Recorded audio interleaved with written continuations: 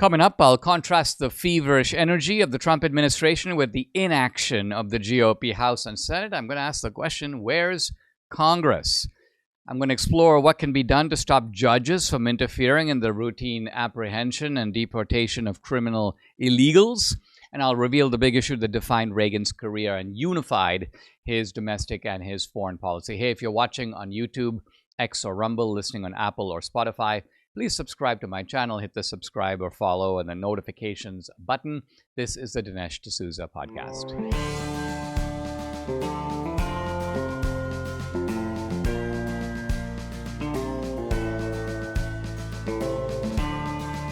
America needs this voice. The times are crazy. In a time of confusion, division, and lies, we need a brave voice of reason, understanding, and truth. This is the Dinesh D'Souza podcast. I'm going to talk today about the topic, where is Congress? But before I get to that, I want to cover a few juicy items in the news right now. Kuwait has freed 10 more detained Americans. These are Americans who are in captivity, not hostages. These are people who were convicted of crimes in Kuwait, but they include military contractors, they include some veterans. Some of these people were held on drug charges or alcohol charges. Kuwait has very strict laws against alcohol and drugs. But it's interesting how Trump is bringing these Americans home. He's not saying that they didn't do anything wrong, but what he is saying is that we don't really approve of Americans being put in foreign jails under conditions that we don't know a whole lot about. And the Trump envoy, a guy named Adam Bowler, was down in Kuwait, negotiated the release of these guys. And interestingly, Kuwait let him go for nothing. In other words, there's no swap. There's no, think about when Israel exchanges, hostages, it's like we'll give you one, you give us 150. None of that is going on here. It's just good news to get these Americans home. And Debbie was actually watching a video of this black family thanking Trump for having brought this about. Trump says he's bringing Columbus Day back. He says the Democrats did everything possible to destroy Christopher Columbus's reputation and the Italians that love him so much, and they took down the statues. And Trump says that Columbus is going to make a major comeback. I'm actually a big fan of Christopher Columbus, and so is Debbie, by the way. Debbie even claims some relationship with Columbus through her family. Now, I don't know if this is like family exaggerations and so on, but because a lot of times when you see these family histories, it's like, well, I had a relative and his name somewhat resembled Columbus, and so, hey, we're related to Columbus. And, perhaps at one time being related to Columbus would be like an unambiguous blessing, but of course the left has been blasting Columbus as this like genocidal maniac, which he absolutely was not. Here's my reason for liking Columbus. I think without Christopher Columbus, we wouldn't have America. And what I mean is that not to mention countless immigrants, we have left our countries and come here. Why? Because we want to be part of the America that Christopher Columbus, I won't say made, but inaugurated. He got it started. And we certainly didn't come here to be part of the primitive, barren America that was here before Columbus. And quite honestly, if I were to make a point bluntly, if we were right now to fully repudiate Columbus, I mean, not virtue signaling, but like, let's give back America to the Indians, you know what would happen? Exactly the same thing would happen if Israel turned around and said, we're going to give all this land back to the Palestinians. What would happen in a reasonable amount of time, let's just say 50 years, maybe even 20 years, America would return to the primitive, barren landscape that it was before. Our modern civilization here would essentially vanish. And exactly the same would be true in the Middle East. In other words, the point I'm trying to make is that this is the America that Columbus helped to build. Just like what we see in modern Israel is what the Jews have built over there.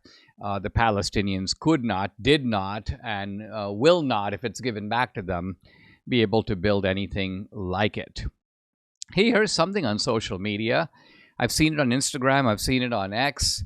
I'm just going to transmit it because it's accompanied with a photo, and I haven't seen any confirmation of this, so I want to italicize this.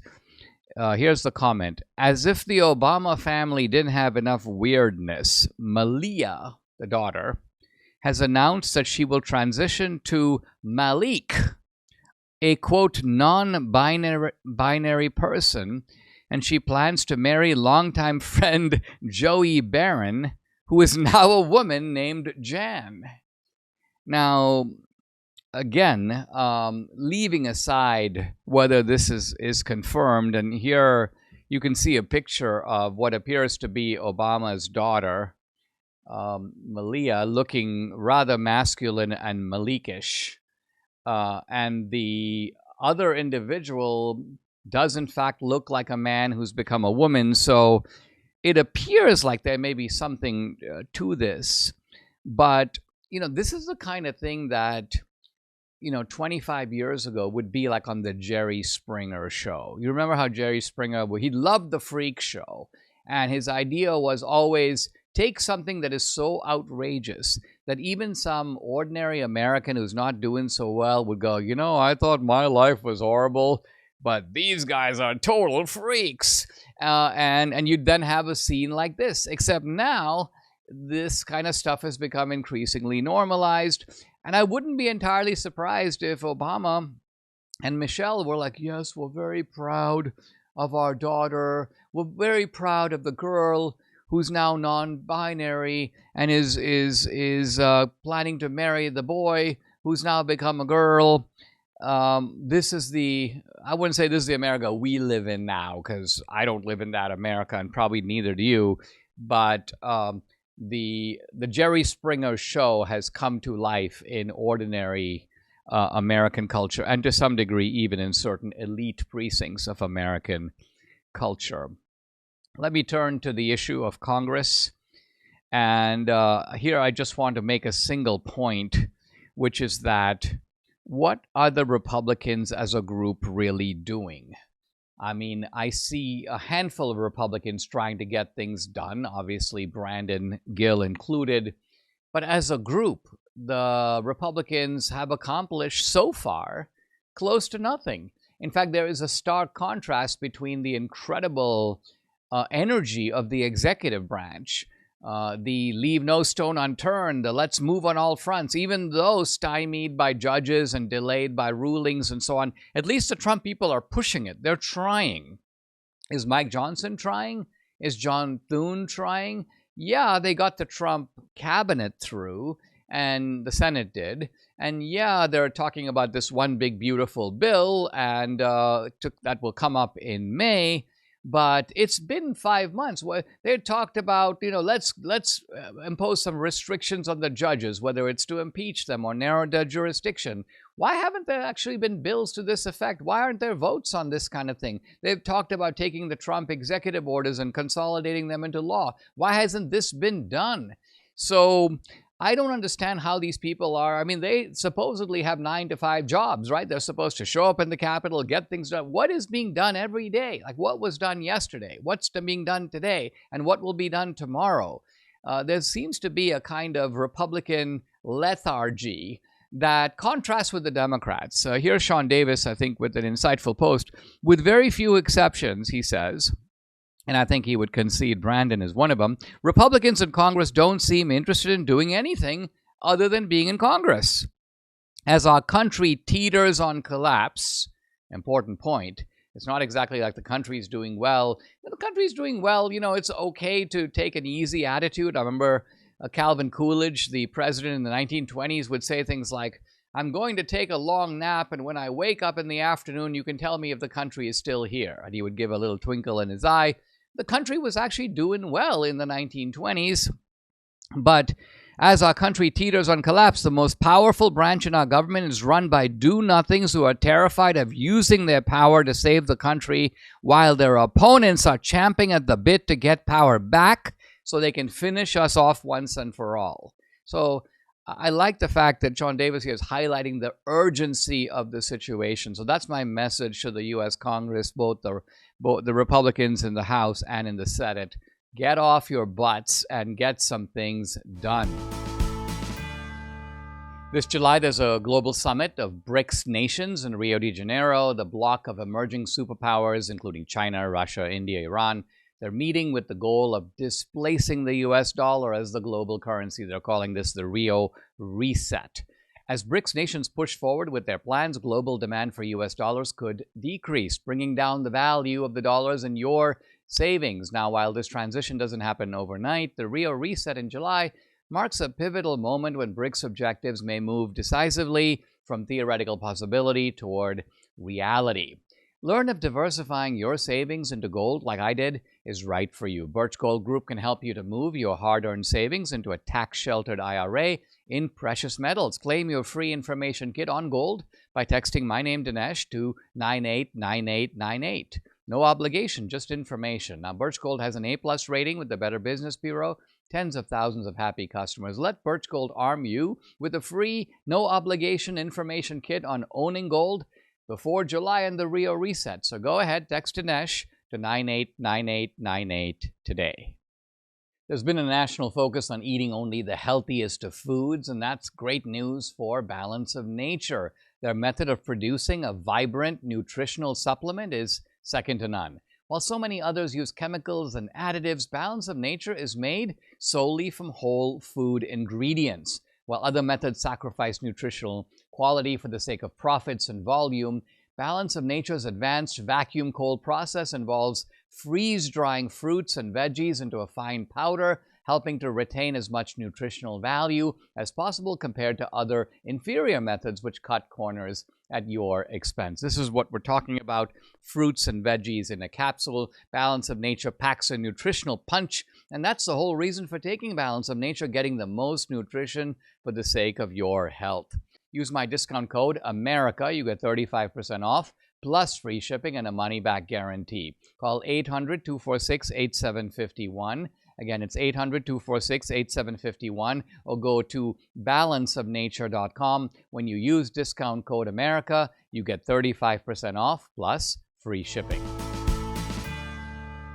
There's a good deal of MAGA gnashing of teeth over these judicial rulings that are blocking various Trump initiatives. And a lot of these judges, I have to say, are these middle-aged white women who are seemingly becoming the backbone of the Democratic Party, and a bunch of them are judges. I mean, at one point, you'd have to say that blacks were the backbone of the Democratic Party, and it's still, to a degree, true, but it is true to a diminishing degree. Blacks are becoming a little bit less and less, particularly black males. But white women and college-educated white women, so the type of women who go into the judiciary, and these are the people who are throwing the lasso around Trump's policies. Well, the latest is supposed to be a Biden appointee in California. Her name is Jennifer Thurston, and she has blocked or placed a restriction on the border patrol in California. So her restriction is not nationwide. This is not a nationwide injunction, but it is an injunction in California. And at first glance, I thought it was an injunction that said that the Border Patrol could not arrest and deport people without a warrant. If this were true, it would be really bad, because when people are in the country illegally, you don't need a warrant in order to apprehend them and return them. In fact, if you want to apprehend a criminal illegal, you just need probable cause.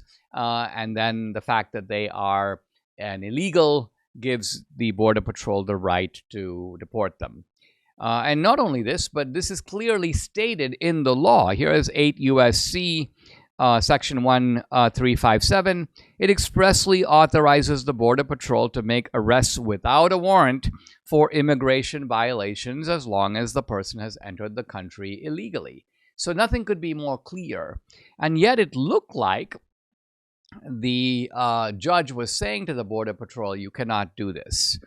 Senator Mike Lee says, it appears we have a judge problem. U.S. District Judge Jennifer Thurston has issued an order banning Border Patrol from arresting illegal aliens, quote, unless they have a warrant. And Mike Lee says, we need a law to rein in these judges. And he's quite right about the law.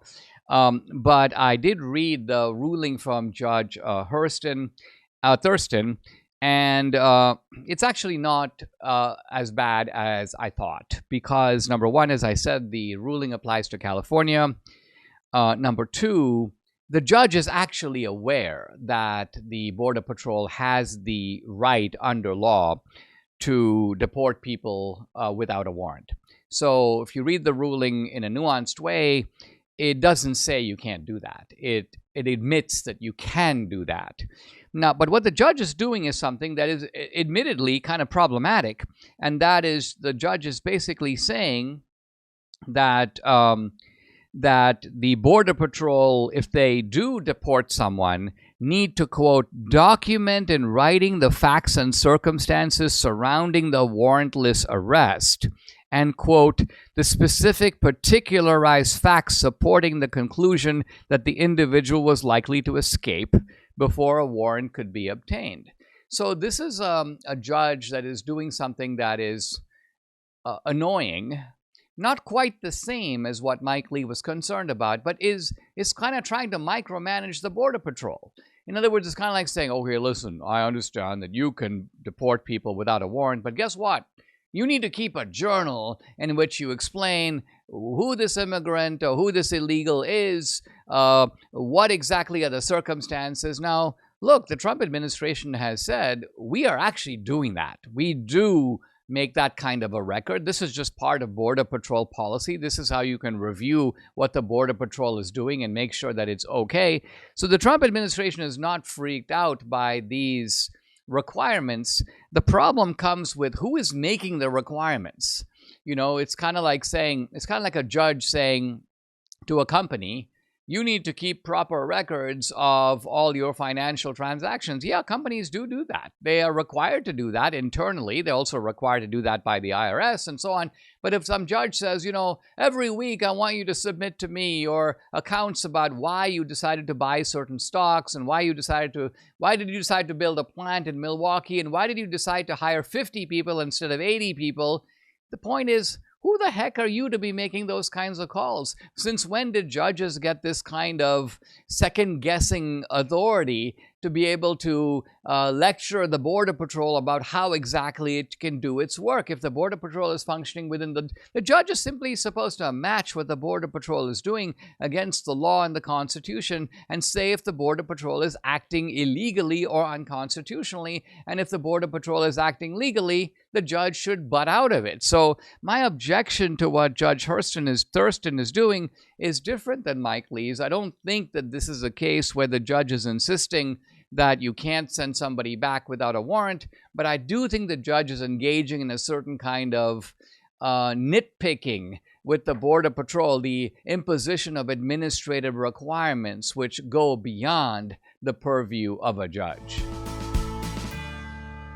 Mike Lindell and the MyPillow team want to say a big thank you for your continued support. This spring, they had a huge allotment of their famous bed sheets set aside for the big box stores, but guess what? The stores didn't come through again, and so Mike's doing what he does best. He's passing the savings directly on to you. That's right, no middleman means you get wholesale pricing on their top-of-the-line Giza Dream and Percale bed sheets. Listen to this. The Giza Dream sheets, queen size, normally $139.98, now $69.99. The Percale sheets, queen, normally $89.98, now just $29.98. All sizes are available at a discount rate too. These are premium sheets at prices you won't find anywhere else, but they won't last long. When they're gone, so don't wait. Call 800-876-0227. The number again, 800-876-0227, or go to mypillow.com. You got to use the promo code. It's DINESH, Dinesh. Guys, I'm very pleased to have back on the podcast Martha Byrne. She is a 3-time Emmy Award-winning actress, writer, producer, 30 years in the entertainment industry. Many of you would know her as the character Lily and later her twin sister Rose on the daytime drama As the World Turns.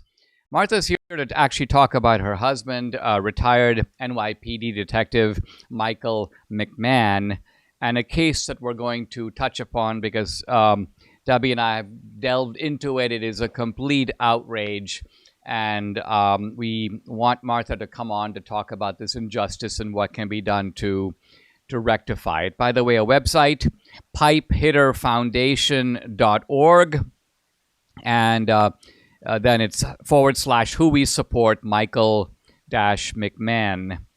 Martha, thank you for coming on. Debbie and I had the immense pleasure. We were in New Jersey doing some filming a few weeks ago, and it came about that we were staying in a hotel not very far from you guys, so we had a delightful meal at an Italian restaurant. In fact, your husband brought a bottle of wine that I still remember because it was so good. And it was just a warm and wonderful dinner. But there was a somewhat of a somber tone because your husband was awaiting sentencing. And that sentencing has now happened. So can you begin by talking about the sentencing? What is the sentence and what is it supposedly for? Thank you for having me on. So my husband's a retired sergeant, NYPD hero. He did some legal PI work in 2016, didn't break any law, didn't do anything wrong, never thought about it again. 2020, he was arrested for violating FARA, the Foreign Agents Registration Act, and interstate stalking. He's a private investigator. This is nothing he did was illegal. And we fought because we knew he was innocent. And what I watched over the last 4 years by the FBI and DOJ, how they suppressed so much evidence that was proof that he was innocent. I'm still in shock by that. And he was found guilty and I couldn't believe it. And we fought back. And last week he was sentenced to 18 months in federal prison for doing absolutely nothing wrong, nothing illegal. And this is something that the American public need to understand and learn from, that you cannot, first of all, my husband is 78 medals in the NYPD, 1,000 arrests, combat cross winner.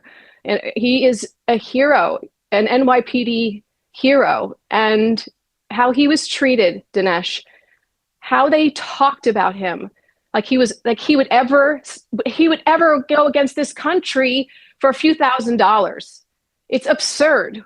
He would never put my family in danger. He would never put us in danger. It is ridiculous. He was with 2 other NYPD PIs retired with him on this case in 2016, notified the local police. He was doing surveillance. He saved everything. He still has everything from that case.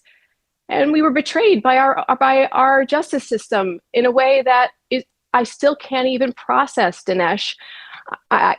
I teach our children to be honest, to tell the truth, to always be a good person, to do better for others, give of yourself. And their father, who sacrificed everything, his health, he's a 9/11 first responder. He has suffered everything and given everything to other people in his life. And he was treated like he was the most evil betrayer of this country and a traitor for absolutely no reason. And as we've talked about a bit, is the why and the how and the who they protected in this case is unbelievable, and not the American people. So now we have to go to a pardon. We are going to be presenting something to the President of the United States. I know President Trump loves the NYPD.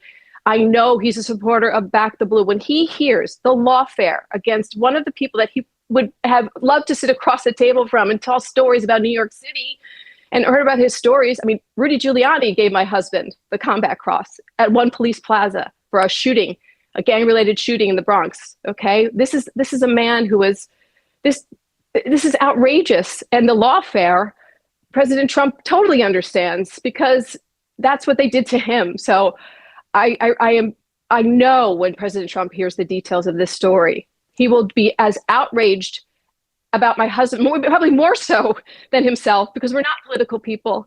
We just want to do better in the country and give.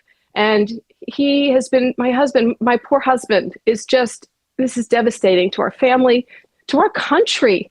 This is not how we're supposed to treat the men and women who went into the burning buildings, who took on the gunfire, who gave everything to others. He is the most unselfish, kind man on the planet.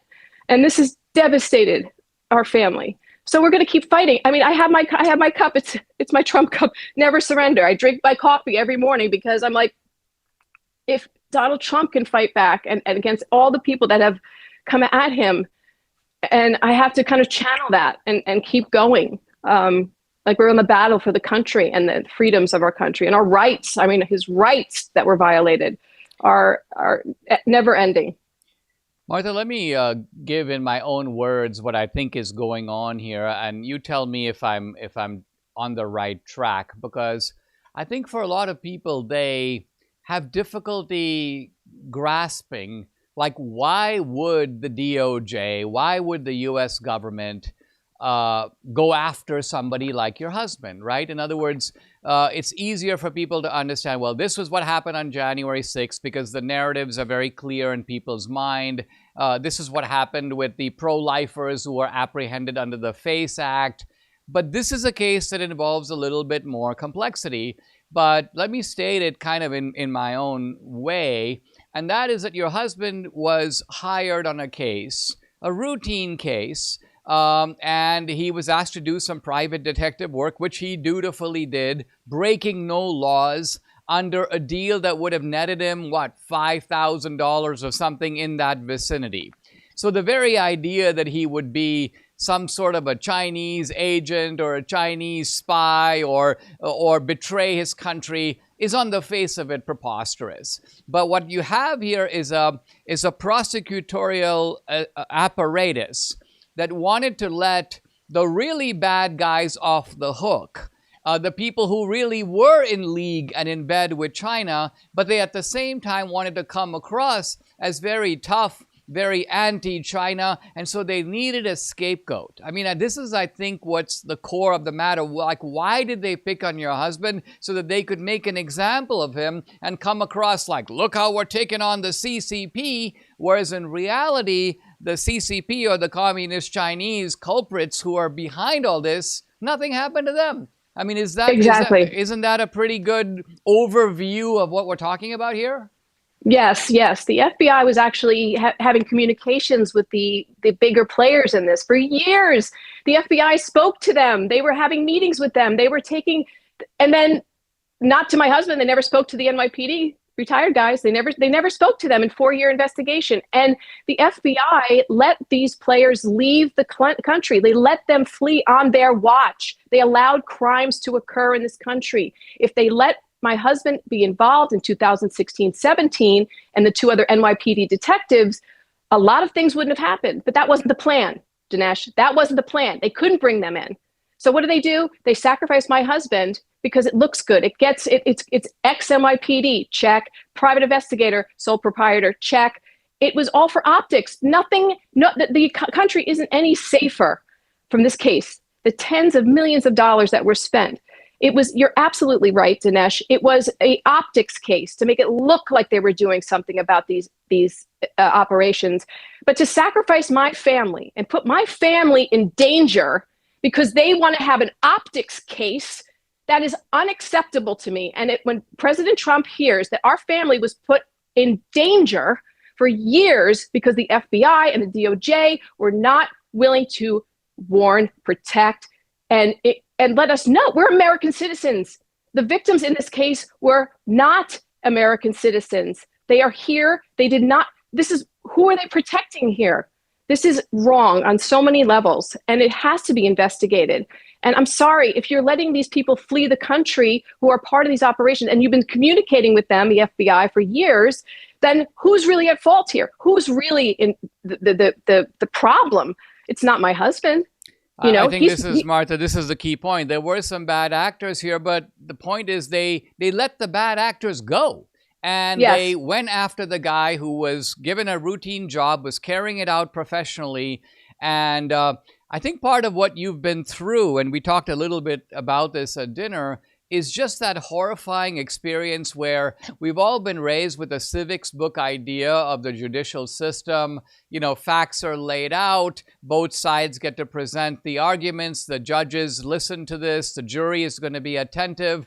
And then you realize that the prosecutors come in, they hide information, they conceal data, they allow you to hear a part of a video, but you cannot hear the whole video because no, you know, it's confidential. So, and then the juries come in, they don't actually really know what's going on, but they're like, well, gee, they got this guy over here, he probably did what they're saying, why else would he be here? So the system ultimately creates far more gross injustice than we would think. I also was really struck by the fact that you recently posted about the fact that, and this is a very normal thing, right? Your husband was a private detective. There was a very prominent private detective in New York. You went to see this guy, kind of like, listen, you're the big dog in this field. Maybe you can help us. You can clarify. You can emphasize that my husband didn't do anything, but you got no help at all. None. And I sat across from him, and I will, you know, in 2021, right after my husband was arrested, and I was trying to warn him, I was trying to ask for some support, some help, and he did nothing. And then I find out during our trial in 2023, 2 years later, that person had actually followed a fox on target in 2017, had 4 private investigators of his team follow that person for a month. I mean, if he had just come out and said, when I sat in his office, hold on a second, wait a minute, I got to help this man because he didn't do anything illegal. I didn't do anything illegal. If he went public about it and said, wait a minute, then my husband wouldn't have gone, that would have been over, done, finished. Okay. So for me, the betrayal of someone to self-protect, to not help an innocent man who's a hero, I find to be, I can't, there's no words for that. And I will talk about that further at some point because of who it is and why I believe that he did that. I just find it to be, why would you, I'm sitting there across from you, I've got tears in my eyes going, my husband did nothing wrong. You're a PI. You know this is routine. Surveillance is routine. You know, it's public streets. Oh, yes. Tell your husband I'm thinking of him as I walked out. And I thought, okay, nothing. I can't even, I don't understand, Dinesh. I don't understand how people are so selfish. And so it's not how we're wired. You know, we want to help. Yeah, I got to say, even, you know, from my own side, something that was very eye-opening to me and is in some ways resembles what we're talking about is when I had my campaign finance case with the Obama administration. I was in Washington, D.C., and I knew a lot of the prominent, you know, liberals who would write in the Washington Post, and these are people I would see in restaurants, and I'd see them in the Trover bookstore, and they were friends of mine, at least I thought. And they'd come up to me in the bookstore, Dinesh, man, you know, you seem to be really getting the shaft, you know. And I'd say, well, you know, there are a lot of conservatives who are speaking up for me, but you write for the Washington Post. It'd be really nice if you were to, I'm not asking you to say something you don't think. I'm asking you to say exactly what you just told me 1 minute ago. And they're like, right. No, I don't think so. And so not one of them. So it ultimately changes you a little bit because it makes you realize not only how human nature is, but that many of these people that you thought were your allies, that you're counting on to do the right thing, even though it would cost them very little to do it, it's a price that they think is too high to pay. So I totally understand what you're saying. Well, Martha, where we are right now is really, I think, at the point where you need some intervention here from the Trump people, right? You need Absolutely. You need someone in the Trump administration, somebody with influence, hopefully someone listening to this podcast who goes, guess what? We need to take a look at this case and do it like fast. Yes, please. We need to grasp that this is exactly the same. It doesn't have the built-in narrative of January 6th or the FACE Act, but you don't need to spend a lot of time looking at this case to see that your husband is a fall guy, as they say. He's a guy who was sort of framed to carry the weight of bad things that he didn't do, but other people did. So I want to join you in making a public plea. Hey guys, listen, it's time to take a look at this. This is a real injustice that's being done to a really good family. And Trump is in the, when I got my pardon, Trump simply said, I knew you got the shaft, right? And here's a case like where he needs to know that you guys got the shaft, and he's in a position to fix it, and I certainly hope it does. Guys, I've been talking to Martha Byrne, Emmy Award-winning actress, talking about the case of her husband, Michael McMahon. Martha, as always, it was real pleasure to meet you and to get to know you. And we hope we can get some justice on this one. Thank you. I mean, he's supposed to turn himself in on June 16th.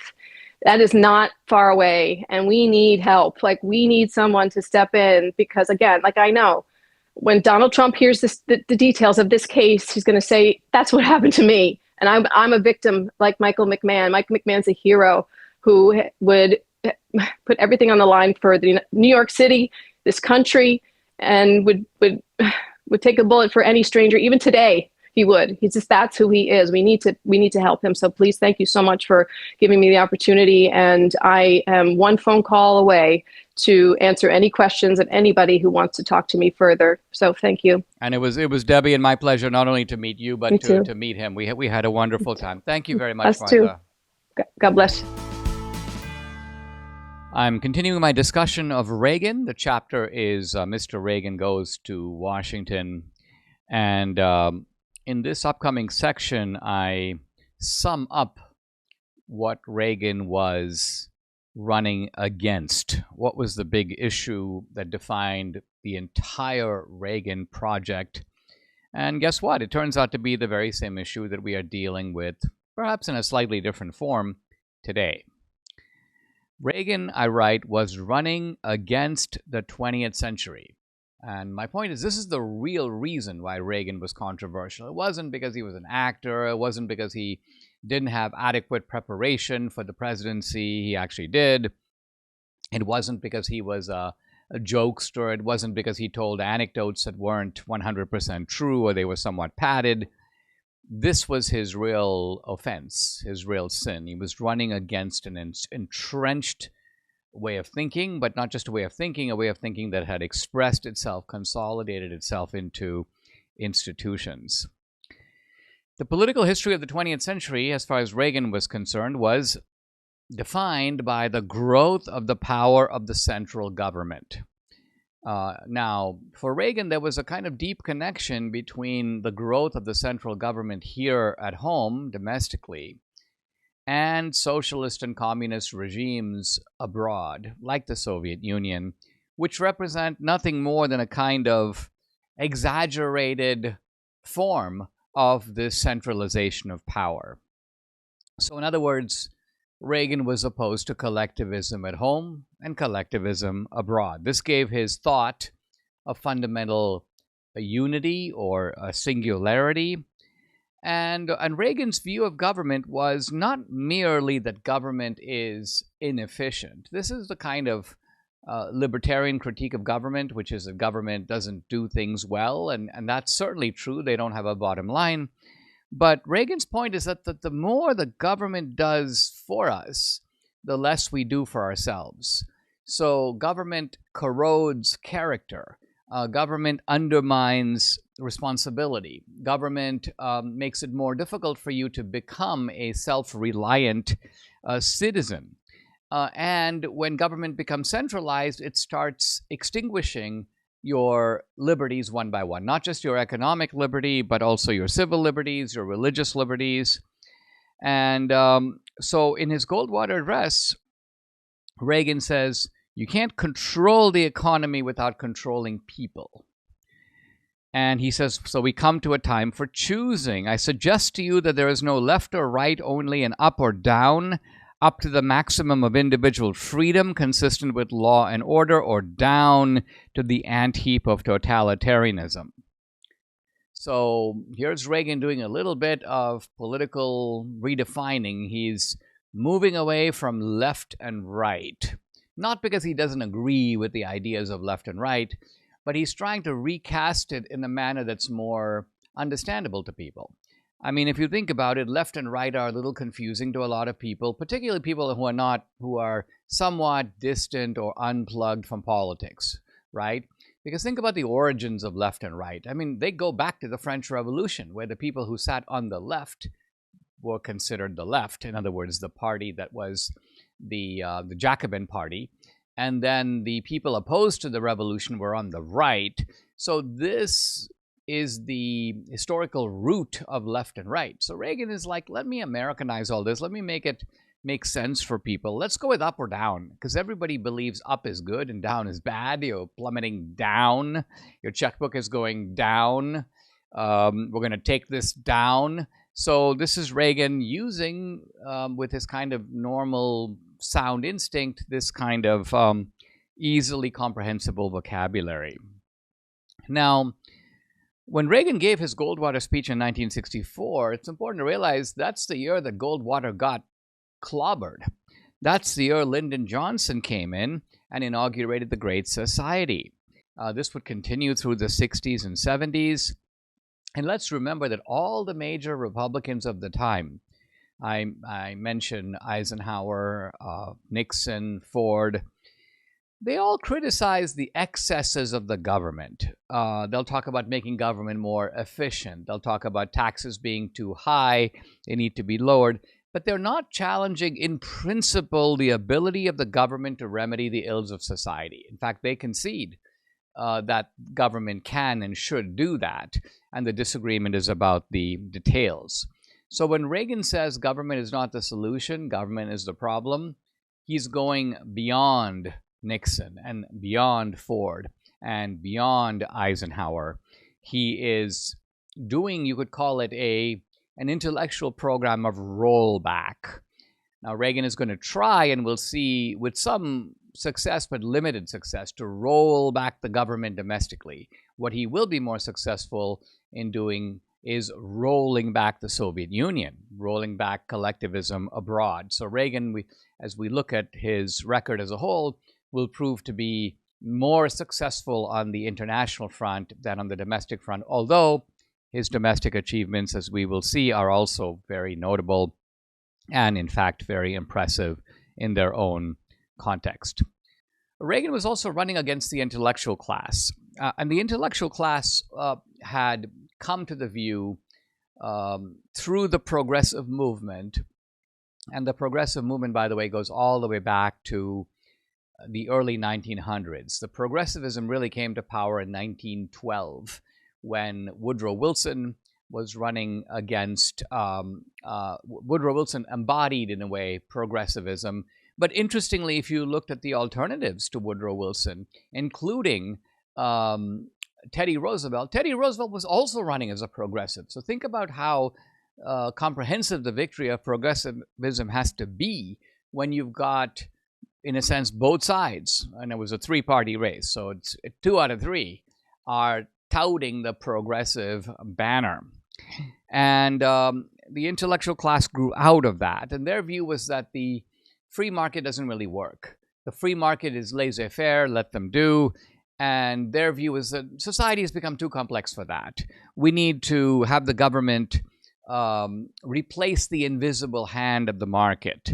And later on, when you had the Great Depression, the progressives appeared to be proven right, because they could then say, hey, look, this is what you get when you allow capitalism to run the roost. You get a Great Depression, and now we need a series of government remedies to protect us against the unregulated capitalism. So these wise men, as I call them somewhat sarcastically, they love the idea of centralized planning because, after all, who is going to be the centralized planners? Them. So they're like, yeah, we're ready. Put us at the helm. Put us in the driver's seat. We will manipulate the dials of the government. And, along comes Reagan, and you can see their disdain for him because here's this former movie star with kind of boyish good looks, and Reagan is basically taking them on. Here's a classic Reagan line, replying to the intellectuals who go, well, there are no easy answers. Everything's really complex. And Reagan goes, well, yeah, there are no easy answers, but there are simple answers. So what is Reagan saying? He's going, well, things don't have to be easy, but there is a clear dividing line between freedom and collectivism, between responsibility on the one side and tyranny on the other. And for the intellectual class, Reagan's ideas were a little beyond the pale, a little ridiculous, a little outrageous. And now I want to open up a section which I'll touch upon now and pick up again on Monday. And that is how Reagan viewed the Democratic Party. I'm going to outline Reagan's views and make the case for them, but I'm also going to disagree with Reagan because Reagan takes the view that the Democratic Party was doing pretty well. And in fact, he was a Democrat, and his father was a Democrat. And the Democratic Party, in Reagan's view, went off the rails. As he put it, the Democrats left me, I didn't leave the Democrats. And lots of people since Reagan have essentially echoed this same Reagan line. It's based on what I think is a fallacy, which is the Democratic Party used to be like a good party, really cared about people, really cared about the working class. In fact, if you're familiar with my work and my earlier films, including Hillary's America, Death of a Nation, I make the case that this is not so. The Democratic Party has been a pack of gangsters going back to Andrew Jackson in 1828. So the Democratic Party has been a rogues party. Now it is, you could almost call it a mafia party interrupted by short periods of honesty. So I'm not saying that every single Democrat is a bad guy. I can identify some isolated exceptions. But having said all this, it is important for us to understand why Reagan thought differently. Reagan didn't do a study of the Democratic Party. He wasn't really referring to the Democrats of the Andrew Jackson period or the pro-slavery period under people like Buchanan. He wasn't even referring to the Democrats under Woodrow Wilson. Reagan came up as a young man under the backdrop of the New Deal and of the Great Depression and FDR. So when Reagan says the Democrats were doing okay and later departed and became sort of the good guys became the bad guys, we've got to understand why he thought, wrongly I insist, that FDR was a good guy. But FDR was in some ways a good guy to him and to his family. And that's where Reagan got this idea that things were okay under in the FDR era. And in some ways, the horrible things that happened later with the Democratic Party were there in FDR, but they were only there in miniature. They weren't, it's almost like saying that there was a cancer, but the cancer hadn't really spread. So Reagan looks and he goes, well, I don't see much cancer. Well, true, but the cancer, the cells, the germs are there. They're going to spread later and become much worse. And so you have basically my view of this matter and Reagan's view that are running alongside each other, but are not on the same track. We'll get into all this on Monday. And I'll show, even though I'm right, not Reagan, Reagan was nevertheless, it's understandable why Reagan took this somewhat benign view of the Democratic Party that he did. Subscribe to the Dinesh D'Souza podcast on Apple, Google, and Spotify, or watch on Rumble, YouTube, and SalemNow.com.